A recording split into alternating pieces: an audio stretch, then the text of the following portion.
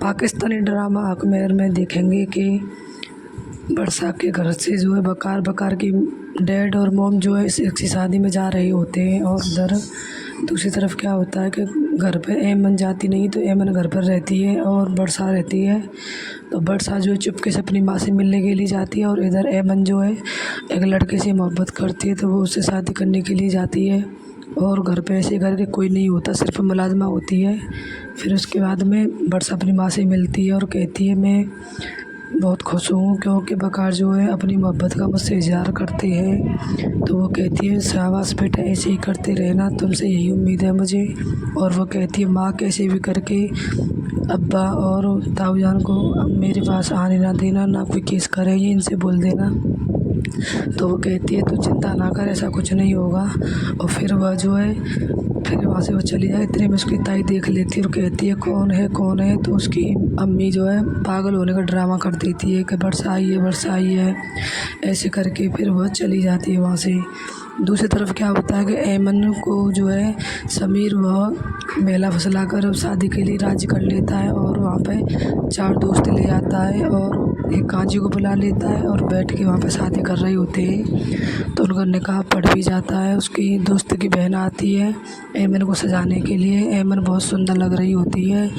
इतने में ही फिर वह बहुत खुश इतनी है, लेकिन साथ साथ में डर भी था कि बगैर माँ बाप की ऐसे करके शादी हो रही है। फिर वह वहाँ से आती है और फिर आपस में कबूल बोल देते हैं दोनों, और निकाह हो जाता है उनका। फिर वह समीर उसको छोड़ने के लिए आता है, तो वह कहती है आज मैंने तुम्हारे लिए ये कदम उठाए, वरना मैं किसी के लिए ऐसा कभी नहीं करती। तो वह कहता है मोहब्बत करती हो तो करना तो पड़ेगा। फिर वह वहाँ से आती है। इतने में ही वर्षा चल देती है कि माँ मैं जा रही हूँ, क्योंकि बकार और उसकी मम्मी और डैड आने उससे पहले मुझे घर पहुँचना है, नहीं तो बहुत ज़्यादा ही पंगा हो जाएगा। और जैसे वर्षा तो पहले ही आ जाती है, उससे पीछे जो है बकार और उसकी मम्मी डैड आते हैं।